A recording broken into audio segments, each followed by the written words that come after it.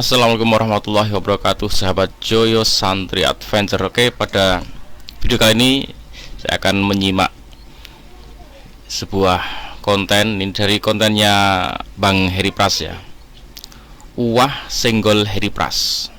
Seorang pesilat doyan berfatwa hukum agama sesat tanda tanya.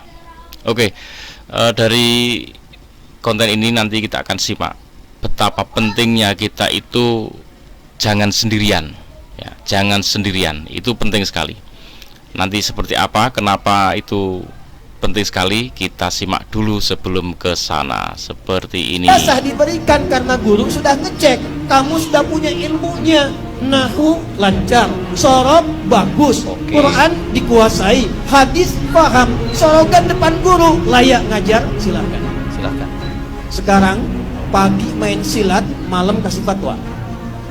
Oke, sekarang pagi main silat, malam kasih fatwa. Hukum ini, hukum itu. Siapa yang berfatwa? Heri Pras? Enggak. Heri Pras tidak pernah berfatwa. Tetapi kalau Ustadz Adi Hidayat, dia sering berbicara tanpa ilmu. Cis, yang gitu-gitu tuh. Itu yang satu tuh. Dikoreksi oleh orang yang ahli musik. Terus berbicara astronomi. Hanya dalam waktu semalam dia minta data kepada karyawannya. Lalu dia bikin video menjelaskan tentang astronomi. Ya, ternyata ini terlingkupi oleh satu ruang yang bentuknya seperti trompet gitu tuh. Dan disinilah letak miskonsepsi beliau mengenai gambar tersebut.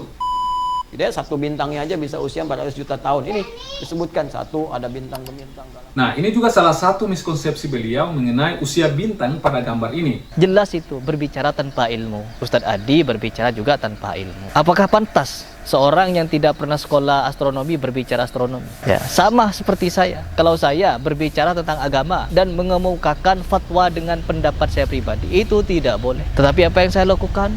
Saya berhujah teman-teman.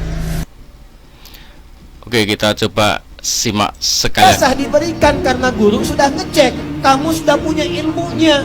Nahu lancar, sorob bagus, Quran dikuasai, hadis paham, sorogan depan guru, layak ngajar, silahkan.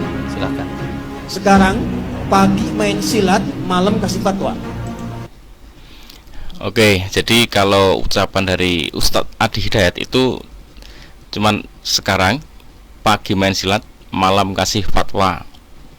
Berarti nggak nyebut nama, nggak nyebut siapapun, berarti itu bersifat umum. Nah, kalau yang disampaikan oleh Bang Heri ini memang jelas-jelas nyebut nama ya, tadi Ustadz Adi Hidayat menyampaikan tanpa ilmu. Oke, saya akan lepas dari itu semua ya.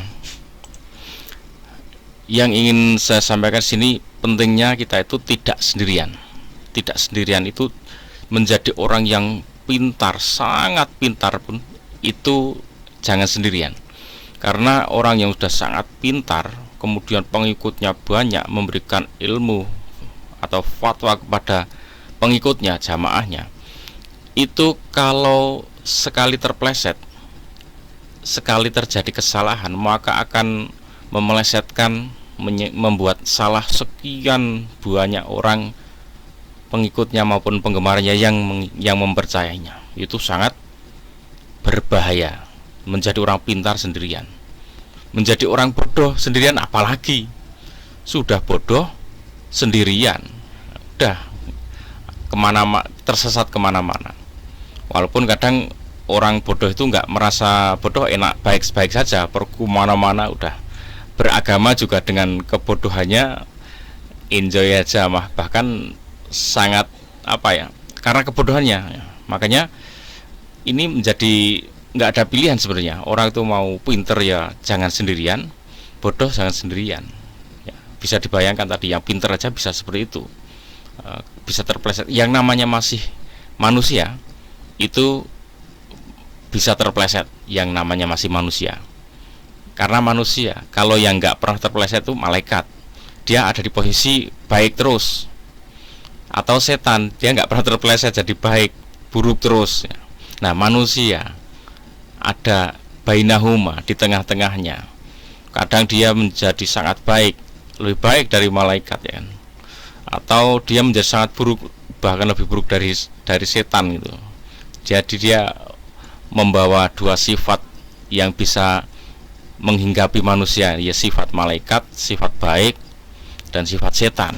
Itu manusia.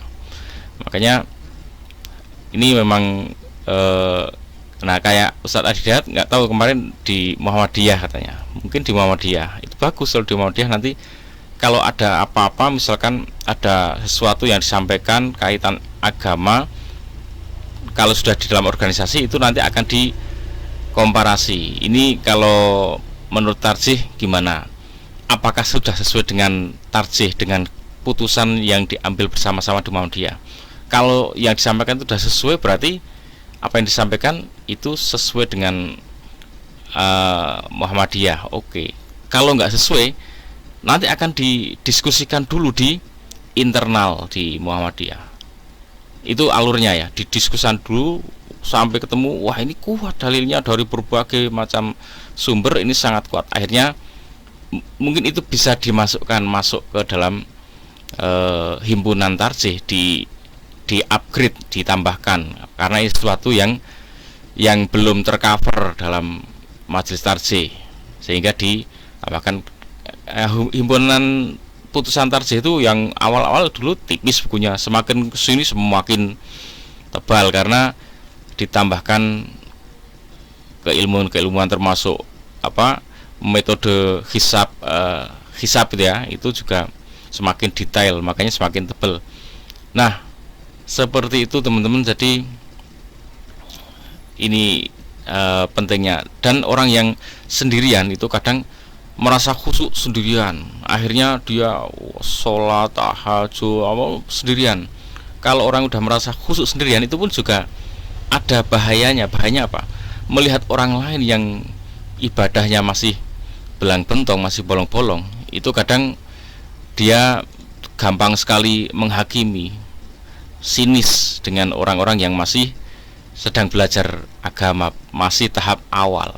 Orang lagi belajar, masih tahap awal, sudah disinisin, sudah dicaci maki. Karena apa? Karena dia sudah terlanjur khusyuk dan sendirian. Tapi kalau khusyuk tapi kok dia banyak, kalau dalam saat khusyuk sendirian ya, sholat tahajud ya sendirian, khusyuk sendirian, tapi dia bergeraknya itu bersama-sama, sehingga ada saling membantu, yaitu saling wasiat, watawasobil haq, watawasobis sabr, saling mewasiatkan dalam kebenaran, wasiatkan dalam kesabaran. Di situ ada fungsinya. Kalau sendirian mau berwasiat ke siapa, atau siapa lagi yang membantu berwasiat baik kepada dirinya, itu kalau sendirian. Dan itulah pentingnya, jangan sampai sendirian hidup ini dalam menjalani agama atau apapun, karena itu bahaya bro, bahaya ya. Makanya timbulnya orang-orang yang ekstrim-ekstrim itu karena itu. Ataupun gerombol tapi kecil sekali, hanya eksklusif beberapa orang, itu masih kategori sendirian itu. Nah, kalau yang nggak sendirian itu ikutlah yang udah jamaah besar di Indonesia ini. Jamaah besar ya Muhammadiyah, ya NU, itu udah jamaah besar. Dan itu memang ada perbedaan antara Muhammadiyah dan NU, tapi itu sudah dipahami bahwa bedanya ini, dan itu sudah aman lah ya, safe. Tapi kalau berkelompok tapi kecil sekali, nah itu eksklusif namanya. Nanti rombongan beberapa orang saja mentafsirkan sendiri, akhirnya menyudutkan yang sana yang beda tafsirannya, itu sudah area sendirian juga, itu bahaya. Oke, semoga bermanfaat teman-teman sahabat Joyo Santri Adventure. Assalamualaikum warahmatullahi wabarakatuh.